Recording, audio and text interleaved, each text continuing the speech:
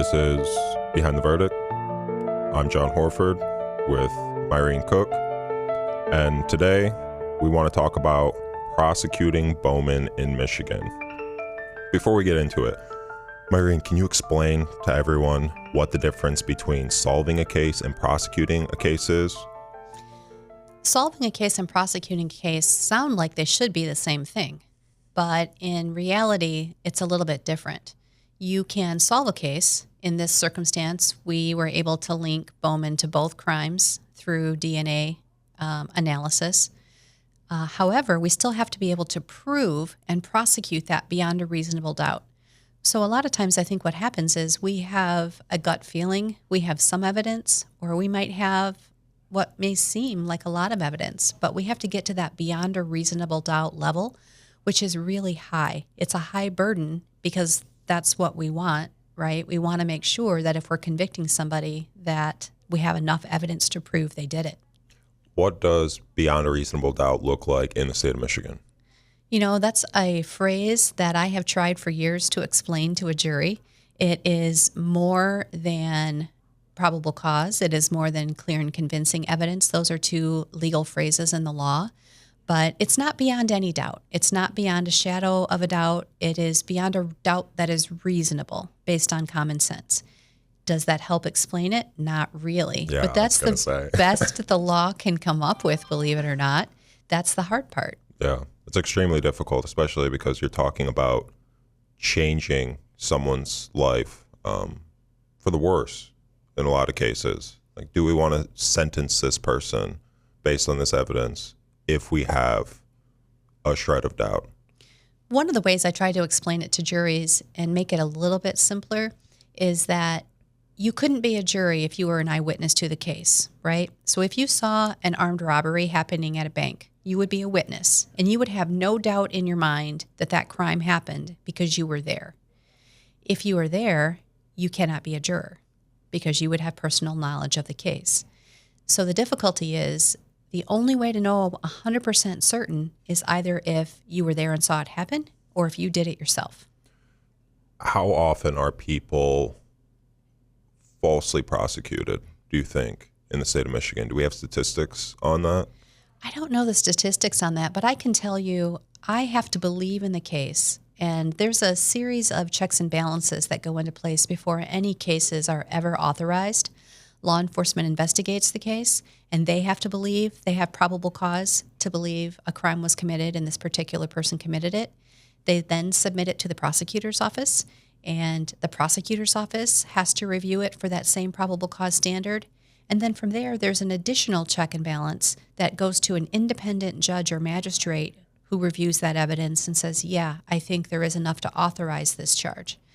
Now in Michigan, if it's a felony, like what we've been talking about here, especially murder and these horrible, heinous things that Bowman did, those would be felony level charges. And an additional step is something called a preliminary examination, where again, we have to submit evidence and witnesses according to the rules of evidence and other things to a judge, and a different judge decides. So there would have to be a lot of lies or deception or falsifying of evidence for people to be falsely prosecuted. There would have to be a lot of deception in that. There would also have to be a lack of credibility, or maybe in the beginning there might have been credibility and suddenly that wanes or changes for some reason. You know, people ask this all the time, oh, people are always falsely convicted just because somebody said something happened. We don't usually just base it on one person. There's usually more evidence that can corroborate a statement of a victim. So for this specific case, what was the strategy in using Bowman's past crimes and physical evidence in court to prove that, you know, he should be prosecuted? So one of the things we mentioned in one of our first episodes was, can a person's criminal history really dictate what they might do in the future? And in this case, it does. Bowman had a violent and explodable tendency. We know this through what he did and how he did things. And so looking at what he did previously gives us a really good indicator of his propensity for violence. Not only violence, but also sexual assault. So when we look at the plethora of other crimes he committed, I certainly think that that is a strong indicator of what he did here, not only to Aundria, but also to Kathleen. And while Aundria had come out and said he had been sexually abusing her and then recanted that, I still believe her initial statement. I still believe that's what he was doing. When you look at the plethora of other sexual assaults he did on young women, older women, it didn't seem to matter. And I think that, trying to show some of those priors was going to be our strategy in showing that propensity for violence that he has. In addition to that, he had also confessed to doing a lot of this, correct? And even though somebody confesses to doing a crime, it doesn't necessarily mean that they'll be found guilty of a crime. Is that true? It's true, and a lot of people don't realize that. So in Michigan, there's this fancy term called the corpus delicti rule. What that means is the body of the crime. We have to have some evidence that there was a crime before we can get to a person's confession. So let's just say Bowman came forward and said, I did this, I murdered my stepdaughter. But we had no proof of that. We had no proof. We hadn't found her body yet. Now, there might have been ways we could have done it without her body, but this is just a general example. We have to have something that gets us probable cause, a little bit of evidence before we can have that confession by Bowman be admissible. But we mentioned it before, Bowman is very manipulative and deceptive, and he told so many varieties of what happened to Aundria that day and so many versions of what he did with her body. Ultimately, though, they all resulted in her death and dismemberment. Yeah. For the audience, what does it being admissible mean? So somebody could confess. There could be a lot of different types of evidence, but unless it meets admissibility under the rules of evidence in Michigan, it's not admissible to the case itself, whether that's at a preliminary hearing or at a trial. So, for example, a lot of times juries want to know, well, what's the person's criminal history? Unfortunately, most of the time, it's not admissible under the law unless you can meet one of the exceptions. So it has to connect directly to that specific case. So in this case, like Aundria's treasures, right? That would be evidence that could be used without issue. The treasures that Bowman had, Yes. they might be able to be used for that. But we would have to show, even in that case, we would have to show that those items were obtained pursuant to a valid search warrant that was authorized in Michigan based upon probable cause, that it was followed, every I was dotted, every T was crossed. And if for some reason there's a problem with the way the search warrant was used or effectuated or the way that it was obtained, that search warrant can be thrown out and everything that came as a result of it can be inadmissible. We call that the fruit of the poisonous tree. So the poisonous tree would be that something went wrong with the legal side of it, and then everything that's found, even if it's the evidence of the crime, is tossed out. Wow. So everything has to be done by the book. Yeah, so you have to be extremely careful. Oh, wow, yeah. A lot goes into it that I don't think that people realize. It's not always just a clear-cut, straightforward process. It's not that easy sometimes. Trying to piece all of this together is a puzzle, but you have to make sure that puzzle is done exactly right. Otherwise, you'll have issues. And even if you get a conviction initially at a trial, let's say, it can be appealed through the Michigan Court of Appeals, through the Michigan Supreme Court, and farther down the line. And you want to make sure that you did everything right to maintain the integrity of that verdict. Oh. So can you tell us a little bit more about the treasures that were kept and where they were found, what was in there, the significance of the items within the treasures? There was a lot of things that Bowman kept. When law enforcement goes with a search warrant, they're looking for obvious things. They're looking for signs of Aundria. They're looking for signs of her body. They're looking for, photographs that may show what he did or how he did something. But ultimately, they found a lot of things in the beginning that we really didn't know were treasures until we pieced it all together. So, for example, one of the things that Bowman said was when he was trying to dismember Aundria, he had used a machete. but the machete wasn't sharp enough to cut through bone, so he switched to an axe. But he said he kept the machete under his bed, that he never cleaned it, but he used it for other purposes over the years. Now, it's pretty scary if you think about it. He tried to dismember his daughter, didn't clean it, put it under his bed where he and his wife slept, and then used it for other purposes. Quite honestly, I'd really like to know what the other purposes were. So that was one of the treasures. In an outbuilding on their property, law enforcement also found, so this outbuilding was locked. Inside this area was a locked container, like a trunk of some kind, and inside that was a wooden box that was nailed shut. Inside that box, there were some weird items, like a photo of a grocery store and some children's Lincoln Log toys. Initially, we don't know really what that has to do with anything, but what we found out was that photo of that grocery store was the grocery store down the street from Kathleen Doyle's home in Norfolk, Virginia. And one of the ways that he tortured Kathleen was he used a Lincoln log burned on one end to burn her with it. And so he had Lincoln logs in there. So to everyone else who looks in that box, it seems innocuous. It seems like this is just the picture of a grocery store, no big deal, and some children's toys. But to someone like this who's so devious, that could bring back the memory, the excitement of what he did and how he used it. Were those the only things found within that box? There were some other random things found. We had more difficulty trying to connect everything together because we just don't know everything he did over the years. Exactly. So they could be related to other cases. And it seems random just because you can't connect it to these other cases that Bowman was probably involved in. Exactly. But, in a prior case where he had been initially charged with breaking into a former co-worker's home, law enforcement did a search warrant on that case. And this was before Aundria was ever located.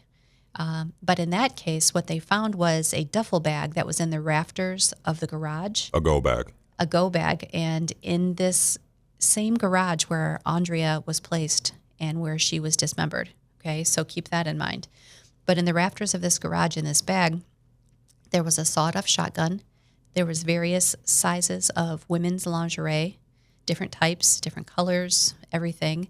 There were zip ties, rope, blindfolds, silk scarves, and other items that just are very creepy. So when we say go bag, this was something he could have grabbed if he was going to abduct someone, break in somewhere, sexually assault someone, tie them up, all of those types of things.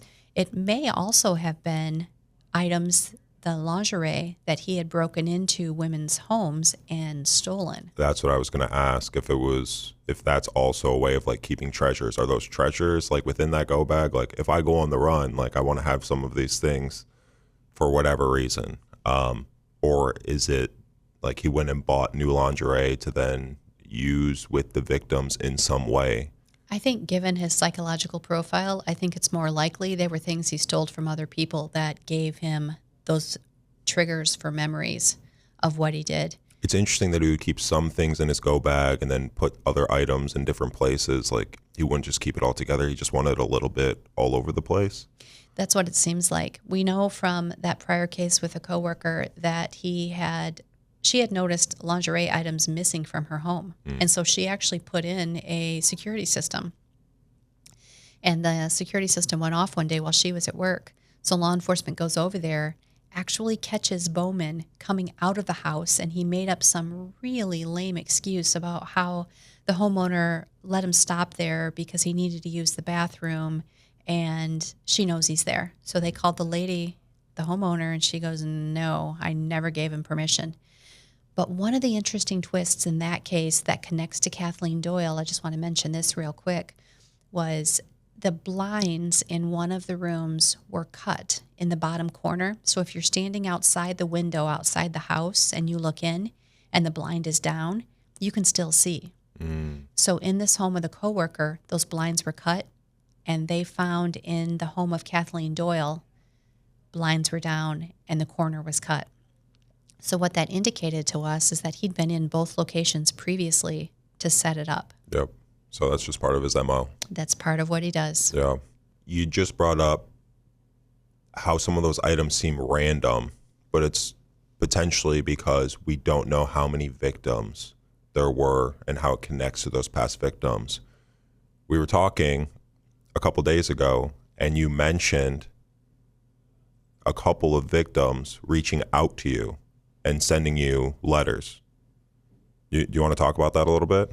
Yeah, I think that's a good point. So just about a week ago, I received a message via social media that simply said, I was a victim of Bowman too. Thank you for putting him away.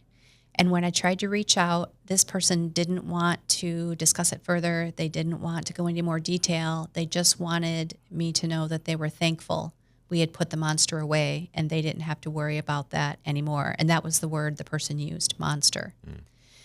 But I also received a letter. It was a 3-page letter written front and back, fully on each page, that talked about a person back in the late 70s who was a student at a college near Grand Rapids. And this student hitchhiked everywhere back in the 70s because he didn't have a car or access to transportation of any kind. And he says that he was picked up by a person kind of in Allegan County and kind of got a weird vibe from the beginning, but thought, hey, I'm just going a little ways. I'll ask to get out and we'll go from there. And so this person, this hitchhiker, reminded the driver, hey, this is my stop, my exit. Can you pull over and let me out? And the driver said no. The driver said, no, we're going to go to this wooded area by the lake. You and I are going to get married. Now, this hitchhiker is a young man. He described himself in this letter as someone who had long, wavy hair, who had a thin build, and looked a little bit like, he described himself, looked a little bit like Peter Frampton. So feminine. A little bit. Yeah. Right? And he said that he was really freaked out and didn't know what to do. So he grabbed the gear shifter, threw it into park of the car, which stalled the car, and then hit the driver in the face a couple times, got out of the car, and just ran through the fields next to the highway. Just ran and made sure that no one was following him. And then he said he finally was able to feel comfortable enough to go back out and walk, and the car was gone. The man was gone, never saw this person again. He said he never saw this person again until he watched the Netflix documentary and saw the younger pictures of Dennis Bowman. And he said this was absolutely the man who had picked him up. And so he actually is willing to speak more. I'm going to reach out to him so we can talk a little bit more about all of that. But he gave tremendous amounts of detail of what the car looked like, what this driver looked like, and he said he was aghast when he watched the Netflix show because he said that was the same man. Wow. The details that he gave about the car, and I mean, I'm sure he could give other specific details. You have a feeling that they will match up with Bowman? I do. Okay. I Just do. because of the specificity of the letter?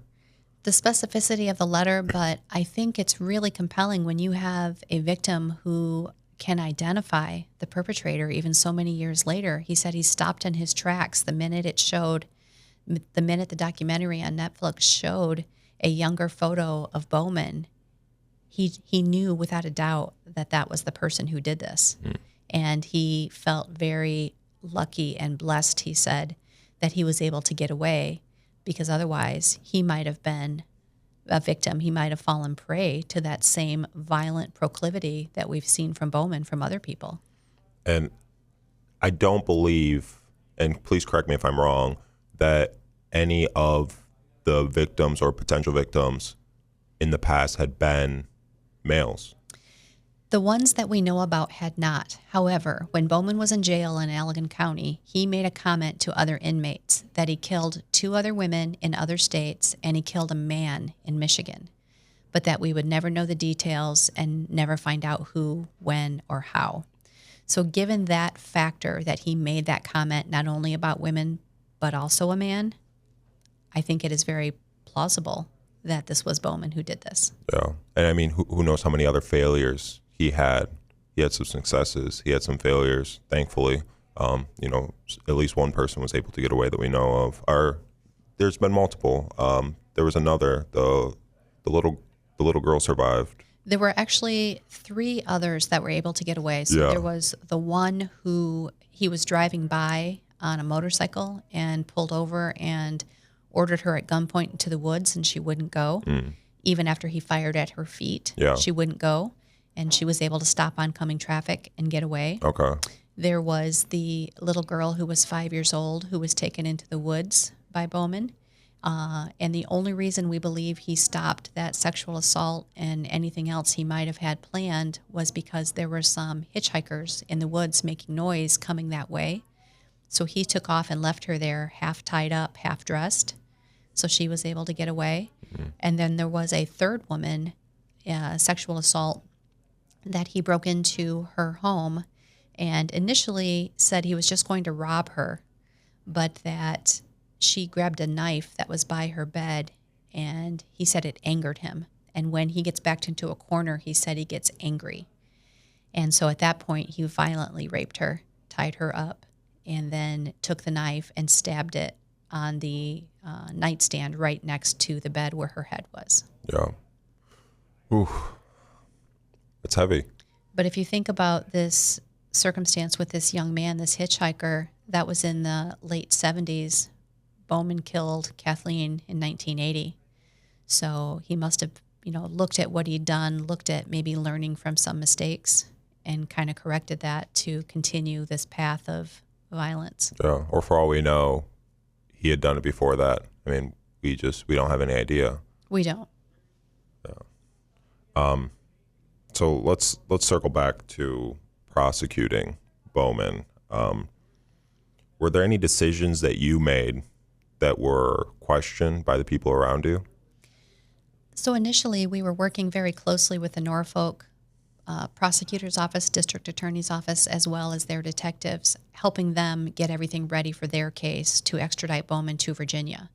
Once they did, and they were able to get solid convictions that he was sentenced to 2 life terms plus 20 years, I had several people that were close to the investigation, not the investigators or anyone else, just some people questioning whether or not we needed to bring Bowman back, whether we needed to extradite him back to Michigan to face what he did.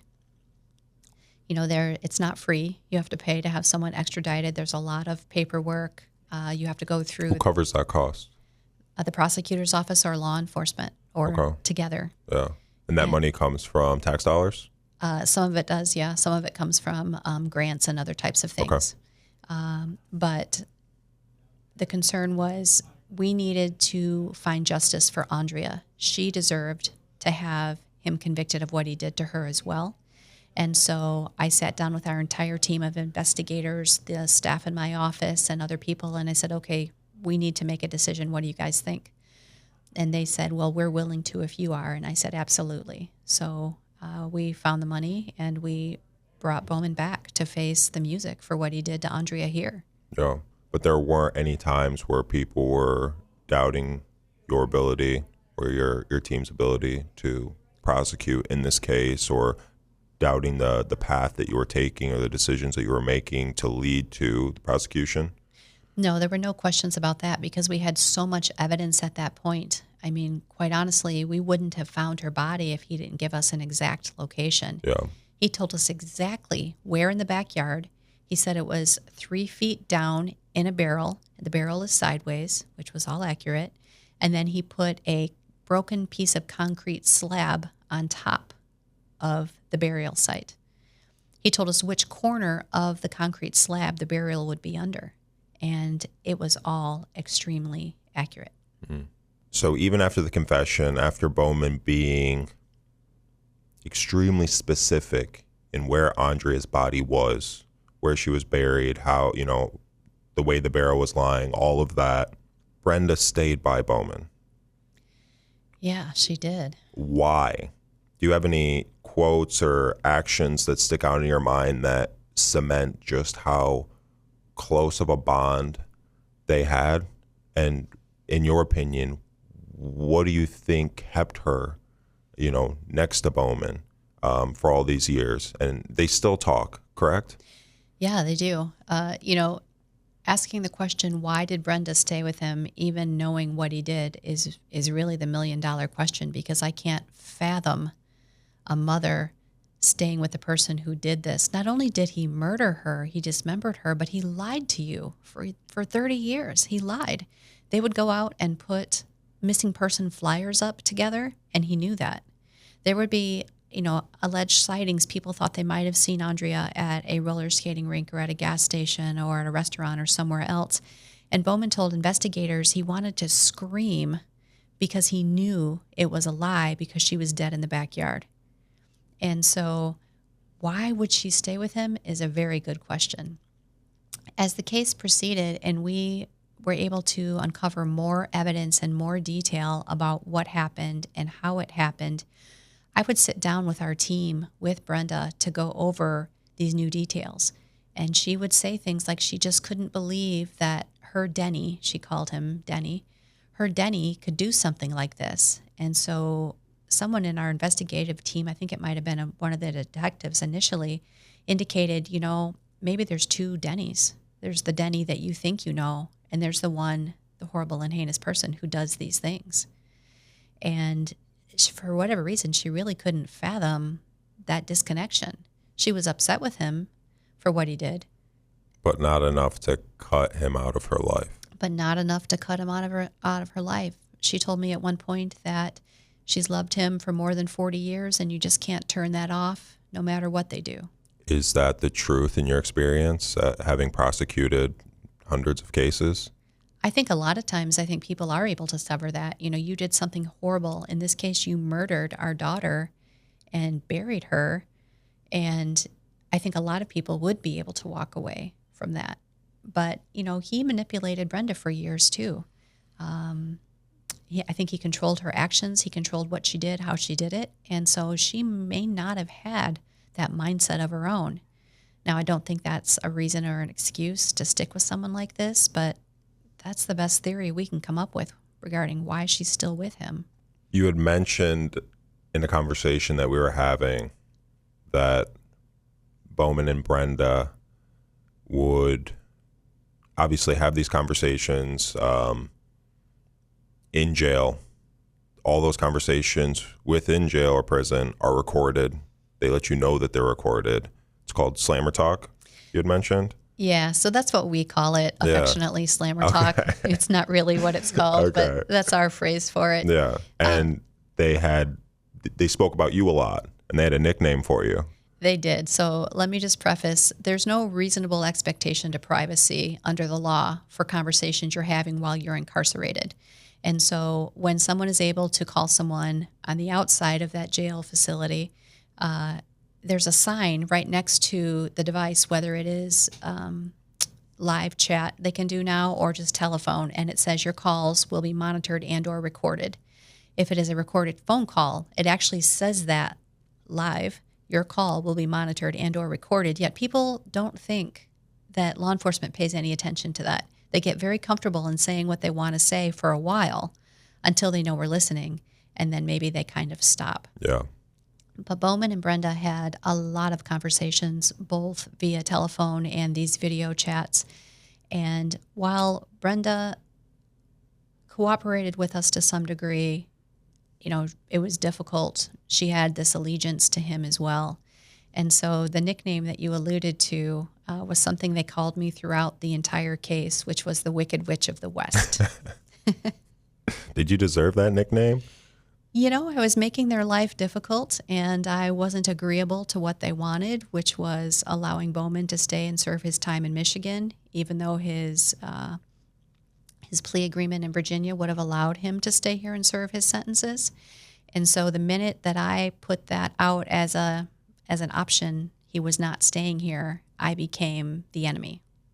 But the audacity to do what he had done and still think that, but to your point, he thought he could manipulate and control everyone and everything. So he gets his way in his own mind.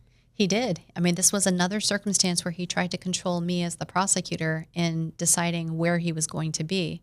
He would say things on these recorded calls like, oh, the Wicked Witch doesn't have the authority to send me back to Virginia. It doesn't work that way.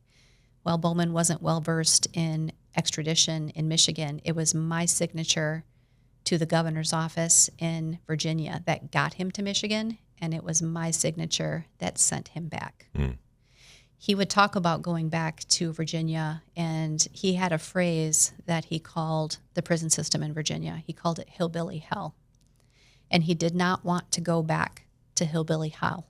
So every time we heard that, that was one of the things that our team talked about tremendously, was that we weren't going to allow Bowman one last ounce of control of anything on this case, particularly where he was going to serve his time. It's like, you don't want to be there? You hate hillbilly hell? We're going to make sure you spend the rest of your life in hillbilly hell. Exactly. Well, why should he benefit from what he wants? He wanted to be close enough to see Brenda and see their daughter on a regular basis so they could have visits. Why should he be allowed that courtesy? Would the daughter visit? I think we talked about that in a past episode, but just to revisit that, would she visit? Does she visit? I don't know if she does anymore, but she did when he was in the Allegan County Jail. She called and would do the video visits with her mom with him.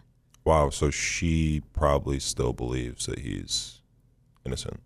I don't know what she believes anymore. Initially, when he started to confess, but he hadn't given up that the body was in the backyard yet, when he started to confess and say, yeah, she's dead, I know the daughter said things like, don't confess to something you didn't do. You didn't do this. And so maybe to her, because she was family, she was his biological daughter, maybe he didn't treat her the same way he treated other people. Yeah. So, because he'd made that comment in the past. Yeah, you don't do these things to family. Yes, exactly. I want to jump to some of the forensic obstacles that authorities faced in determining Aundria's cause of death. How does time and just those circumstances affect that? And then I also wanted you to touch on a conversation that we had about the Michigan State team that did the forensic work on her body and what they had discovered and the significance of that. So one of the difficulties in trying to find out exactly how he killed her is looking at her body for evidence. She'd been in that barrel in the ground for 30 years. So any evidence of tissue, blood, biological fluids, any of those types of things were long gone by the time that she was actually unearthed.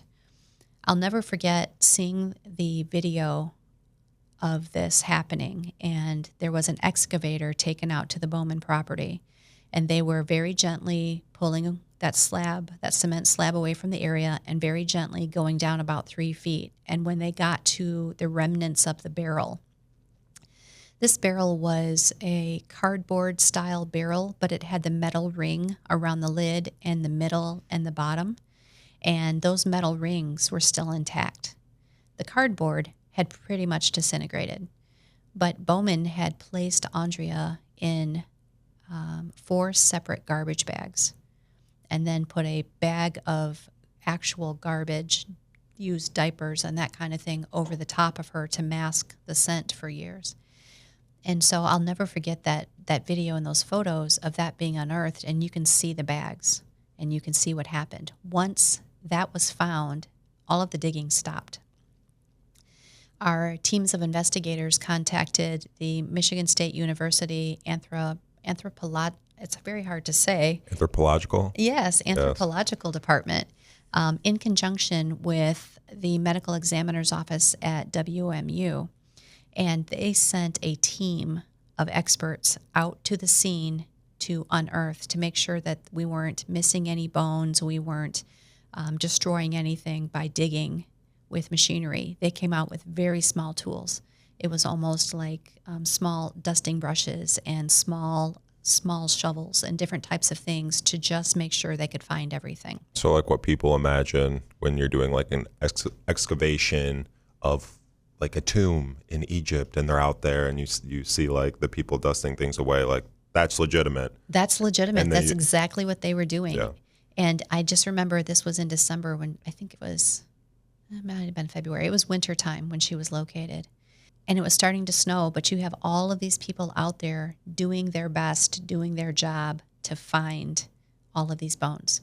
So once the bags were located, the members of the team at WMed took that back and basically recreated Aundria's shape of her body with those bones. And again, that was a sight I didn't see in person, but I saw through photographs. It's something I can never erase from my mind, seeing her body laid out on a table. And they did an exceptional job finding a way to match all of the bones and putting it back where it should be. And there were bones missing, correct? So there were a few bones that were not able to be accounted for. Some of the smaller bones, the more flexible, the things that might disintegrate over time. And when I asked what those bones were, they said, well, the pelvic area was one area because it is flexible, because it is malleable to some degree for childbirth and that kind of thing. Those bones may have disintegrated. Now, knowing all of the horrible, heinous things Bowman did, our first thought was, did he do something with that section of body? We don't know. We don't know. Logically and legally, it could have been it disintegrated, but given Bowman's tendencies, I wouldn't be surprised if he did something else with it. And then just to tie it back to Aundria's death, is it within the realm of possibility that what led to Bowman finally pulling the trigger and killing Aundria after years of abuse was that she was pregnant? You know, that's something that we tossed around in the investigation was a possibility because she said he'd been sexually abusing her for years. And that was maybe a month or a month and a half before she went missing. And in that month and a half, she recanted and said it didn't happen. Now imagine if you're doing something wrong and the person who has the evidence on you comes forward and says it, and then they recant it, you're going to be emblazoned to keep doing it all the more, right? You're going to just do it because now you're free. No one's going to believe her. She's a liar. She recanted it, and just keep doing it. So that's something we think could be the case. Now, in Bowman's confessions or series of confessions, he says that he got into an argument with Aundria, and the argument was that she's told him she was going to tell again that he was sexually abusing her, and she would make people believe it. And the last words he claimed he said to her were, "No, you're not." He punched her in the face, and he claimed she fell down the stairs and died. Now, our team looked long and hard at that, and we don't have any evidence. We can't prove how Aundria died. Because he hid the body for so long, that evidence died along with her. But we would surmise, based on his propensity and proclivity for all of the horrible things he's done over the years, that it was a much more nefarious, much more violent ending for Aundria than what he described. And it's also possible that it was the ending that he described. If he had a tendency to have those outbursts of anger, and she's finally saying, okay, let's say she was pregnant. If she was pregnant, she would have evidence that he is the father. You know, they could just do a DNA test. Right. Correct? They could have. You know, in his series of confessions, he said when he punched her in the face and she flew down the stairs, one of the times he said her neck broke and she had no pulse and died right away. In another series of confessions, he said, well, she moaned, she turned her head a little bit, crumpled at the bottom of the stairs, and then died. So she might not have died right away. And if that were the case, we believe, based on his behavior for torture and other things, that he may have done something more to her. The doctors who put the body and the bones back together were able to find 14 what they call tool marks. They were notch marks on parts of the body that are not normal. They're not there from everybody's regular wear and tear of your body. They were able to narrow it down to what an axe would make, a chopping motion an axe would make on bones, particularly in the leg, the femur area, but they found them in other areas. So we do know that is confirmed. He said that once the machete wasn't sharp enough, he switched to an axe, and they were able to find those tool marks that said, yeah, it was likely an axe that that cut her up. You had mentioned earlier that seeing Aundria's body laid out after they had recovered it and put it back together, like, haunts you, will stick with you. What effect has working on these types of violent cases had on you personally, and what effect do you think it has on the people that do this day in and day out? I think for those of us who choose careers in this line of work, whether it's prosecutors or law enforcement in general, we all have those things where those images we can't get out of our minds. In all of the homicide cases I've worked on over the years, if you threw out a name right now, the image in my head would automatically go to the scene. It would go to the body. It would go to the injuries. It would go to those types of things. And no matter how much I would like to get those out of my head, they just don't go away. I had another case that happened. It was a murder case that happened not too far from where I lived at the time. And I used to take my kids on walks down this dead-end street. And it was at the end of the dead-end street where this other murder happened. And after this happened, after we successfully prosecuted the people who did this crime, I couldn't walk that way anymore with my kids, because we would walk that way and they would just see a wooded area. But in my mind, I flashed to all of the photos of the poor victim and the things that happened and all of that simply by looking at the top of a tree in that wooded area, because I knew that was the location. So there's a tremendous amount of trauma that you all carry with you, essentially. There is a very large amount of trauma, and it can be very, very hard on you. You know, my kids over the years, I have 4, and they would, I would come home from work and they would say, "How was your day?"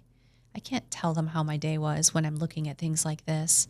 I can't tell them all of the things I'm doing. So I would just say, you know, it was a good day because Mom helped somebody. Mom helped another little kid, or Mom helped a victim. So it was a good day.